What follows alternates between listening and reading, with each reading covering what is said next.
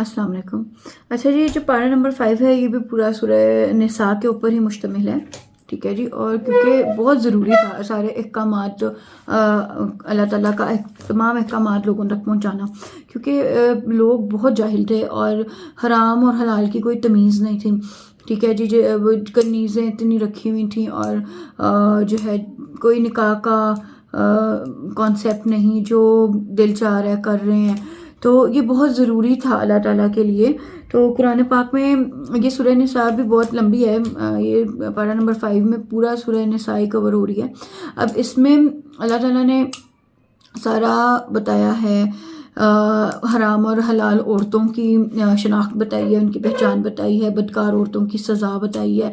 अल्लाह ताला ने इस सूरह में किन किन औरतों से आप निकाह कर सकते हैं, ठीक है, किन सूरतों में मुता की इजाज़त दी गई है, उस मुता का भी हक महर है, ठीक है जी। बदकार औरतों की सज़ा के बारे में बताया है, माल नाहक ना खाया करो इसके बारे में कहा है अल्लाह पाक ने, ठीक है जी। तरके की तालीमात दी हैं और बाकी ले पालक के हवाले से भी तालीमात दी हैं कि ले पालक असल वारिस नहीं होता, ठीक है, इनको इनके असल नामों से पुकारा करो, ये कुरान पाक में आया हुआ है, ठीक है जी।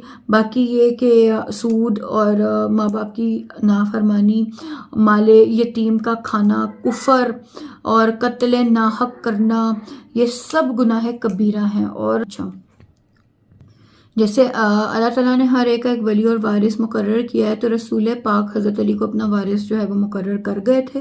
और मर्द की औरत पे फजीलत है, औरत को मर्द का फरमाबरदार रहना चाहिए। मर्द जो है वो माल खर्च करता है, अच्छी औरतें मर्द के माल की हिफाजत करती हैं, ठीक है। अच्छी औरतों की पहचान भी बताई है अल्लाह पाक ने, ठीक है। अगर औरत सरकिश हो जाए तो इनसे बिस्तर अलग करो, मारना पड़े तो मारो, लेकिन निशान ना आए, खून ना निकले, ठीक है। ये एक एक हुक्म अल्लाह ताला ने वाज़ेह कुरान पाक में तालीम किया है।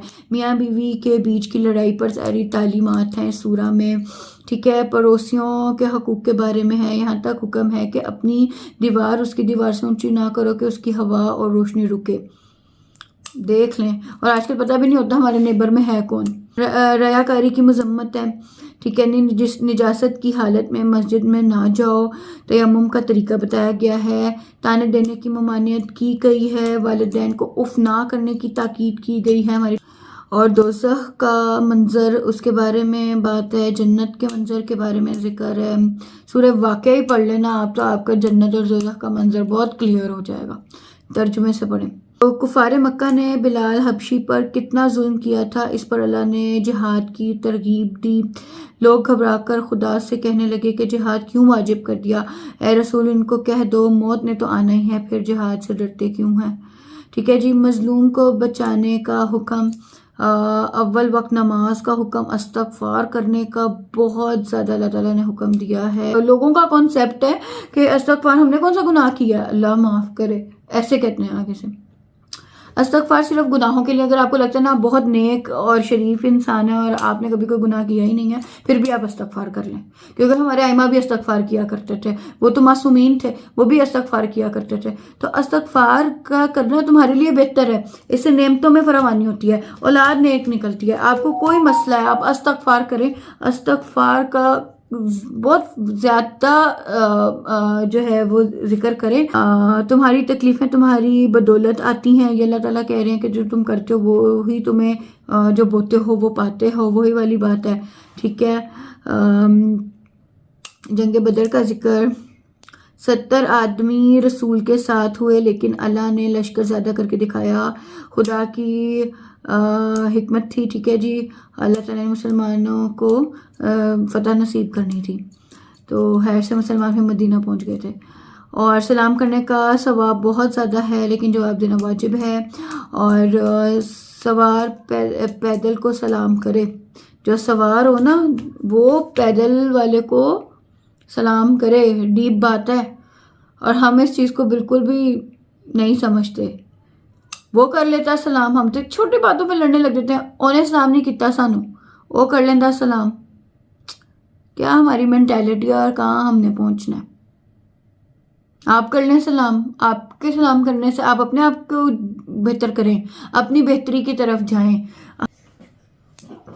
अल्लाह हमें جو ہے نا نیکی کی ہدایت دے. اور جس کو ہم غیبت نہیں بھی سمجھتے نا, ہم تو ایسے ہی کہہ دیتے ہیں غیبت تھوڑی ہے, یہ تو ہم اس کی اصلاح کے لیے کہہ رہے ہیں. غیبت کے کانسیپٹ کو سمجھیں. غیبت ہوتی ہے عورت پر تہمت لگانے والے کو سلام نہیں کرنا اور ہجرے کو سلام نہیں کرنا, یہ بھی اللہ تعالیٰ کہہ رہے ہیں. یہ بہت ڈیپ بات ہے. شطرنج کھیلنے والے کو سلام نہیں کرنا, سود خور کو سلام نہیں کرنا, نماز کے دوران سلام نہیں کرنا. قیامت کی حقیقت کے بارے میں ذکر کیا گیا ہے. جس کو اللہ نے گمراہی میں چھوڑ دیا اس کو کبھی ہدایت نہیں مل سکتی, اس کو اللہ راستہ نہیں دکھاتا. کافر سے دوستی کی ممانعت ہے. جب صلح کا پیغام دیں تو انہیں آذن نہ پہنچاؤ, جب صلح کی طرف نہ آئیں تو جہاد کرو. قتل خطا کا کفارہ, خون بہا دینے کا ذکر. ہاں جی, خون بہا کے کیا جی مسائل ہیں. خون بہا کا سمجھاتے ہوئے یہاں ایک اور واقعہ ہے جو کہ میں آپ کو بتاتی ہوں, ٹھیک ہے. وہ کیا ہے جی, مقیس بن صابہ نے اپنے بھائی حشام کو محلہ بن نجار میں قتل ہوا پایا. اچھا, اس بندے نے, مقیس نے اپنے بھائی کو ایک قبیلے میں قتل ہوا پایا تو رسول پاک کے پاس گیا کہ کسی نے میرے بھائی کو یہاں پہ قتل کر کے پھینک دیا.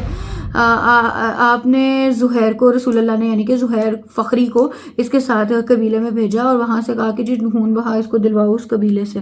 تو انہوں نے مقیس کو 100 اونٹ دے دیے اور کوئی اتنی بحث نہیں کی. انہوں نے کہا ہمیں نہیں پتا قاتل کون ہے, کس نے آپ کے بھائی کو مارا ہے, لیکن چلیں اب بات بڑھے نہیں تو ہم خون بہا دے دیتے ہیں. 100 اونٹ انہوں نے دے دیے. اب راستے میں اس پہ شیطان آیا کہ میں واپس جاؤں گا تو لوگ مجھے تو بہت زیادہ باتیں کریں گے کہ تم کیا بھائی کا خون معاف کر کے ادھر آ گئے ہو, خون بہا لے کے آ گئے, تو شرم نہیں آئی تمہیں.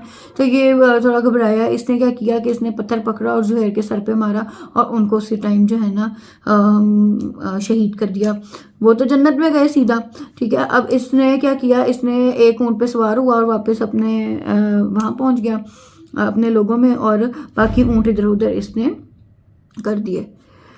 اچھا, اب یہ بات جب اس نے جب اونٹ ادھر ادھر ہنکا دیے, جب یہ بات رسول پاک تک پہنچی تو وہ بہت ہی غمزدہ ہوئے, ناراض ہوئے کہ اب رسول اللہ نے ناراض ہوتے ہوئے کہا کہ کبھی میں اس کو امان نہیں دوں گا, نہ حرم میں نہ ہی غیر حرم میں اس کو کبھی امان نہیں دوں گا. اور آخر فتح مکہ کے روز یہ قتل ہو گیا تھا. ٹھیک ہے جی.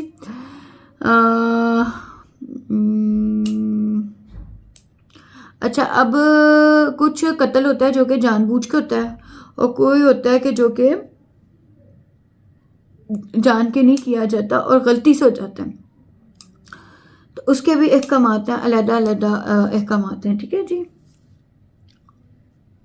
کسی ایماندار پہ یہ جائز نہیں کہ کسی مومن کو جان سے مار دے, مگر دھوکے سے قتل کیا ہے تو دوسری بات ہے. جو دھوکے سے کسی نے مومن کو مارا ہے تو اس پر کفارہ ہے. ٹھیک ہے, دھوکے سے مارا ہے نا تو اب کفارہ ہے. وہ کفارہ کیا ہے کہ ایک ایماندار غلام کو آزاد کرے اگر مقتول مومن ہے, اور اگر مقتول کافر ہے جن سے تمہارا صلح کا عہد ہوا تھا, غلام آزاد کرائے. اس کے ساتھ ساتھ مقتول کے گھر والوں کو خون بہا بھی دینا لازم ہے. جو آزاد نہ کر پائے تو اگر غلام آزاد نہیں کر سکتے تو 2 مہینے کے لگاتار روزے رکھنے کا قرآن پاک میں حکم آیا ہے. اور کسی کو جان بوجھ کر مارا جائے تو اس کی سزا دوزخ ہے, اس کی کوئی معافی نہیں, اور دنیا میں اس کی سزائے موت ہے. ٹھیک ہے جی.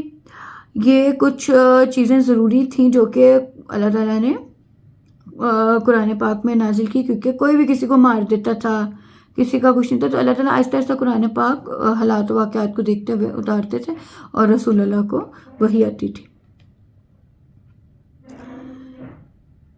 ٹھیک ہو گیا. اب خدا کی راہ میں ہجرت کرنے والوں کا بھی بہت درجہ ہے. خدا کی راہ میں ہجرت کی ہدایت ہے. مکہ سے ہجرت کا حکم ہوا تو جنبک جو کہ مکہ میں رہتا تھا بہت زیادہ بیمار تھا, لیکن اس نے کہا حکم ہو گیا تو میں مکہ میں مرنا نہیں چاہتا, میں بیمار ہوں.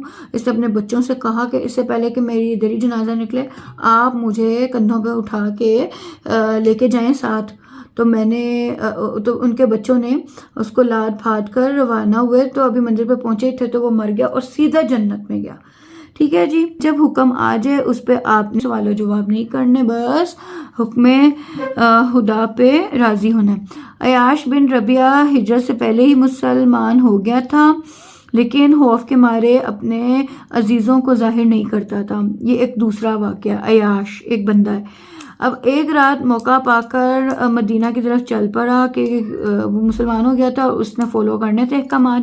اب ماں کو پتہ چلا تو بہت صدمے میں گئی۔ اس کے بھائی جو کہ ابو جہل اور حارث تھے، اس کو پکڑ کر لے کر آئے اور رسیوں سے باندھ دیا اور بولے کہ اپنے تو بتوں کو چھوڑ کے کیا اسلام کی طرف جا رہے ہو؟ میرا روزہ ہے، میں نہیں کھا پاؤں گی، آئی ایم سو سوری ماما میں چلو کھاؤ پھر آپ۔ نہیں نا آپ تجھے اچھا جی، اچھا اب اس کے بھائیوں نے اس کو رسیوں سے باندھا اور بولے کہ تم پاگل ہو گئے ہو، تم اپنا دین چھوڑ کے تو تم اسلام کو فالو کرنے لگ گئے ہو، اپنے بتوں کو چھوڑ کے، ہمارے دین میں کیا مسئلہ ہے؟ تو اس ٹائم اس نے کہا اپنے بھائی سے کہ حارث سے کہ جب میں تمہیں موقع ملے گا نا تو میں تمہیں خود اپنے ہاتھوں سے قتل کروں گا۔ اس کو اتنا غصہ آیا، جب دوبارہ موقع ملا تو یہ ہجرت کر کے بھاگا، اس نے تو مسلمان ہو گیا اور جو ہے نا اس نے بس نکلنے کی کچھ عرصے بعد جو ہے نا حارث کو بھی عقل آئی، وہ بھی ہجرت کر کے مسلمان ہو گیا، لیکن عیاش کو تب یہ بات نہیں پتہ تھی، نہ وہ وہاں موجود تھا جب یہ مسلمان ہوا تھا، اس کو نہیں پتا تھا۔ تو اس نے کیا کیا، اس کو کیونکہ اس نے منہ سے بات نکالی ہوئی تھی کہ میں نے اس کو قتل کرنا ہے، تو اس نے اس کو قتل کر دیا بھائی کو۔ اور پتہ چلنے پر بہت ہی پشیمان ہوا رسول اللہ کے پاس گیا کہ مجھے نہیں پتا تھا کہ یہ مسلمان ہو چکا ہوا ہے۔ تو اس پر بھی جو ہے نا احکامات آئے تھے، یہی جان بوجھ کے قتل کرنا اور جان بوجھ کے نہ قتل کرنے کا، اس نے پھر کفارہ دیا۔ تو یہ سارے احکامات ان واقعات کی وجہ سے اللہ تعالیٰ ساتھ ساتھ جو ہے نا وہ نازل کرتے رہتے تھے، رسول اللہ پہ وحی آتی تھی۔ جنگ تبوک کا بھی اس میں ذکر ہے۔ لوگ مختلف عذر پیش کر کے لوگ کہتے تھے کہ بس ہمیں کسی طرح جو ہے نا وہ جہاد پہ نہ نکلنا پڑے۔ تو جنگ کے دوران نماز کی اہمیت کا بھی اللہ تعالیٰ نے ذکر کیا ہے۔ آدھے لوگ جنگ میں مصروف ہوں گے تو آدھے نماز پڑھیں گے، پھر another half جو ہے وہ کمپلیٹ کریں گے، یعنی اتنی ڈیٹیل میں احکامات ہیں۔ اور ہم نماز کیسے چھوڑ دیتے ہیں؟ کربلا میں جو ہے نماز نہیں چھوڑی گئی، اسلام کو بچانے کے لیے اتنی بڑی قربانی دی گئی کہ اسلام کی شکل نہ بدل دیں لوگ۔ تو یہ دیکھیں پلیز نماز کو ایک اہمیت دیا کریں، سب سے پہلا سوال ہی نماز کا اول وقت پڑھا کریں۔ آپ یہ دیکھیں کہ ہمارے پرنسپل کوئی بڑے عہدے پہ فائز بندہ ہمیں آواز دیتا ہے تو ہم کس طرح بھاگ کے بات سنتے ہیں۔ تو ہاں کیا مسئلہ ہے کہ ہم سے اپنے پروردگار کی بات نہیں سنی جاتی۔ اچھا جی، باقی اس سورہ میں چوری کے الزام دوسروں پہ لگانے کی بہت زیادہ تنبیہ کی گئی ہے، کیونکہ اس کے اوپر ایک واقعہ پیش آیا تھا کہ 3 بھائی تھے، بشیر، مبشر اور بشر، یہ تینوں منافق تھے۔ انہوں نے قتادہ کے چچا کے مکان میں نقب لگائی اور وہاں پہ کھانے پینے کی چیزیں بھی اور زرہ اور تلوار چوری کر کے لے گئے اور انہوں نے اچھا اب ایک دیندار جو تھا جس کا نام لبید تھا، یہ بھی ان کا ہمراز تھا۔ پچھلے زمانے میں نا یہی نام ہوتے تھے۔ اب آپ اس کو نوٹ کر لیجئے گا، میں نے تو تفسیر سے پڑھ کے آپ کو بتا رہی ہوں، اپنی طرف سے میں کچھ نہیں بتا رہی۔ اب قتادہ کیا، اس نے رسول پاک سے ان کی شکایت کی، قتادہ کے چچا کے گھر جو انہوں نے حرکت کی تھی، تو انہوں نے سارا الزام جو ہے نا ان تینوں بھائیوں نے لبید کے سر پہ ڈال دیا۔ اب جو لبید دیندار تھا اور ان تینوں بھائیوں نے اسی کو اصلی چور بنا دیا۔ اس کو بہت غصہ آیا کہ اس غصے میں تلوار لے آیا کہ سچ بتا دو ورنہ میں تم لوگوں کا سر اڑا دوں گا۔ اس پر تینوں بھائیوں نے الزام واپس تو لے لیا، لیکن ان کو شرارت سوچتی رہی، ان کو چین نہ آیا۔ انہوں نے کیا کیا، باوجود اس کے انہوں نے جھوٹا وکیل ہائر کر لیا نا اس ٹائم پہ، اور اس کو لے گئے۔ بڑا وہ لسان تھا، بڑا زیادہ بولنے کی اس وکیل کو، وکلا کو تو عادت ہوتی ہے اپنی باتوں سے جو ہے نا وہ قائل کر ہی لیتے ہیں۔ تو اس نے لے گئے اس کو رسول اللہ کے پاس اور پھر سے سارا الزام جو ہے نا قتادہ پہ لگا دیا کہ اس نے ہنگامہ کیا ہے نا، تو ہم ڈر گئے، تو یہی ہے اصلی چور۔ تو اس پر رسول اللہ پاک نے کافی زبان سے تنبیہ کی اس کی، تو اس کو بہت زیادہ صدمہ پہنچا لبید کو، تو اس پر اللہ تعالیٰ نے پھر آیت نازل کی تھی اور پھر ان لوگوں کو اس کی چوری کا بھانڈا پھوٹا تھا اور قتادہ کی تشفی ہوئی تھی۔ اور جب سزا کا ٹائم آیا تو پتہ چلا کہ یہ ابو تامہ کی کارستانی ہے، وہی پیچھے مین اس کا تھا دماغ اس ساری کارستانی میں، چوری میں۔